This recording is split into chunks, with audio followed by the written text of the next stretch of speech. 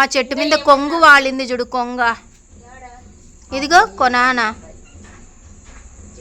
రామ్మా టీ పెడదాం రా. టీ పెట్టేసి ఏ ఎందుకు రామ్మా. కసాపురాని పోవాలి ఇప్పుడు నేను రేపు పొడి బియ్యం పెట్టుకుంటారు కదా. చూడండి ఫ్రెండ్స్, మా ఫ్రెండ్స్ వచ్చినారు. పింక్ కలర్ డ్రెస్ పాప మాత్రం నాకు తెలియదు. ఆ పాప లండన్ నుంచి వచ్చింది. ఆ పాప లండన్ అమ్మాయి, లండన్ లేడీ. లండన్ అంటే ఏంది?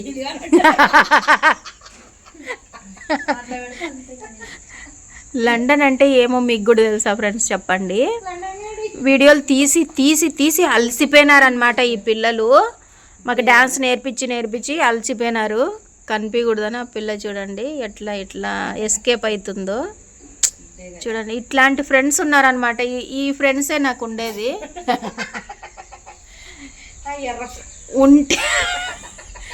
ఉంటే అట్లా వెళ్ళిపోయి చూడు, ఎస్కేప్ అయ్యే ఫ్రెండ్సే ఉన్నారనమాట నాకు. ఈ ఫింగర్స్లో కూడా ఏ ఫింగర్స్ చూపించాలనేది కూడా ఇప్పుడు అంత మిస్టరీగా ఉంది. నేను టక్కన ఏదంటే అది చూపిస్తుంటాను, ఏమనుకోకండి.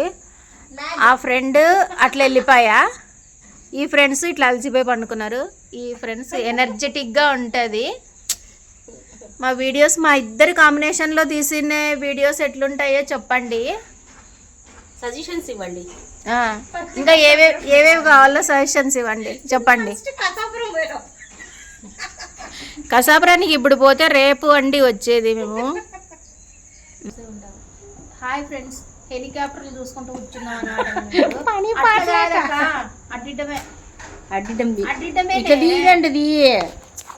అట్లా అది చూపించి ఆంటీ మొక్కం మా మొక్కం చూపి మేము ఎప్పుడు పోతాము ఇంట్లో అని. మేము ఎప్పుడు ఆడ చూస్తే పోయి పేలిపోతున్నాయి. అది మా ఆలీ భార్య, వాళ్ళ తమ్ముడు సర్ప్రైజ్ గిఫ్ట్ కింద యాదో చూసి వస్తామని ఎక్కించుకోపోయినాడంట. ల్యాండ్ అయినట్లు అవుతుందంట, మళ్ళీ పైకి ఎగురుతుందంట. ల్యాండ్ అయినట్లు అవుతుందంట, మళ్ళీ పైకి రిటర్న్ హైదరాబాద్ పోతుందంటే హైదరాబాద్లో దిగేస్తాము అని అన్నారంట. హైదరాబాద్లో దిగితే మొత్తం ఏరోప్లేన్లో ఎంతమంది ఉన్నారో అంతమందివి డబ్బులు టికెట్లు కట్టి మీరు దిగిపోవచ్చు అని అన్నారంట.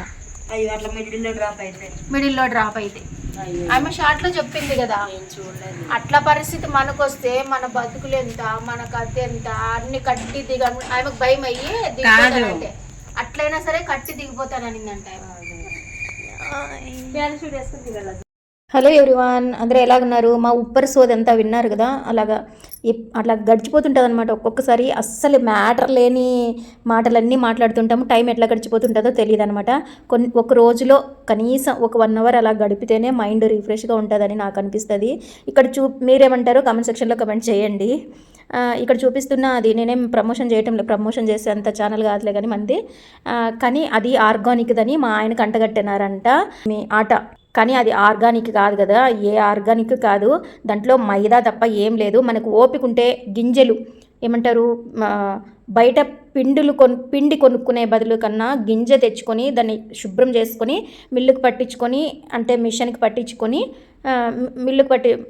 మిషన్ ఏమంటారు, మర పట్టించుకొని, మర మిషను దానికి పట్టించుకొని పిండి తెచ్చుకొని మనం వంటల్లో వాడుకున్నాం అనుకోండి. ఆ పిండి ఆ గింజకునిన పైన లేయర్ ఉంటుంది కదా, అది మన ఫుడ్లోనే ఇంక్లూడ్ అవుతుంది కాబట్టి మంచి ఫైబర్ అందుతుంది మనకి.